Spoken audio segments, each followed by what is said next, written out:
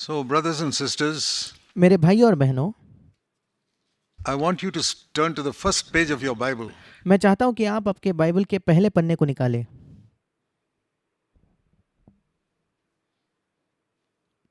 On the very first day, we read that God spoke and said, "Let there be light," verse 3. तीसरे वचन में हम देखते हैं, बिल्कुल पहले दिन ही परमेश्वर ने कहा और उसने बोला कि उजियाला हो। तीसरा वचन। And then on the next day, in the second day, again, God spoke in verse 6, saying, "Let there be an expanse in the midst of the waters." और अगला दिन, जो दूसरा दिन था, फिर एक बार परमेश्वर ने कुछ कहा और परमेश्वर ने कहा, जल के बीच एक ऐसा अंतर हो जो And जल को then- दो भाग हो जाए। On the third day, again God spoke, saying, "Let the waters be gathered up," in verse 9. और फिर एक बार तीसरे दिन परमेश्वर ने फिर एक बार कहा कि आकाश के नीचे का जल एक स्थान में इकट्ठा हो जाए। 9वां वचन। And then the fourth day, verse 14, again God said, "Let there be lights in the heavens." और चौथा दिन 14वें वचन में लिखा है, फिर एक बार परमेश्वर ने कहा कि दिन आकाश में ज्योतियां हो। And then on the fifth day, God said, "Let the waters," verse 20, "swarm with living creatures." पांचवें दिन पर 20 वचन में परमेश्वर ने कहा, जल जीवित प्राणियों से बहुत ही भर जाए।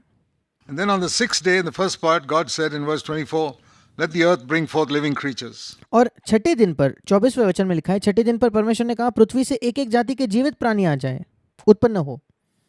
And every time God says, it says God saw that it was good. और हर एक बार ऐसा लिखा है कि परमेश्वर ने देखा कि वो अच्छा है। And what God spoke, immediately something happened. और जब परमेश्वर ने कुछ कहा, तुरंत कुछ हुआ। God's word is not like man's word. परमेश्वर का वचन मनुष्य के वचन जैसा नहीं When है। man speaks, nothing may happen. जब मनुष्य कुछ कहता है शायद कुछ नहीं होगा, But if God speaks one word, पर अगर परमेश्वर miracles happen. एक वचन भी कहे तो चमत्कार हो सकते हैं। And what we read in the first page of the Bible is that God spoke every day. और पहले पन्ने पर हम बाइबल में पढ़ते हैं कि परमेश्वर ने प्रतिदिन बात की। That is why we have this program of daily devotions. इसी वजह से आज का वचन का हमारा ये प्रतिदिन का कार्यक्रम है, So that we can listen to something of God's word every day. ताकि हम परमेश्वर के वचन से कुछ प्रतिदिन सुन पाए। And if you submit to it, like the earth submitted to God's word in Genesis 1, miracles can happen. और अगर आप उसके अधीन हो जाए, जो आप सुनते हो, जैसे उत्पत्ति 1 में पृथ्वी अधीन हुई, तो चमत्कार हो सकते हैं।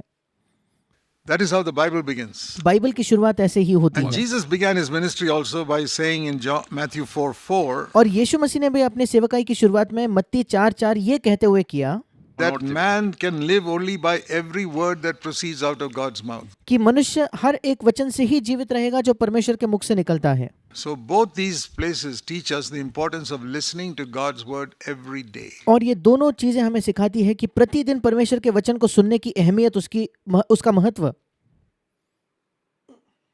We eat food every day. हम प्रतिदिन भोजन करते हैं। Jesus' first sentence was in his ministry was, "Food is not enough." यीशु के सेवकाई का पहला वाक्य था कि भोजन पर्याप्त नहीं है।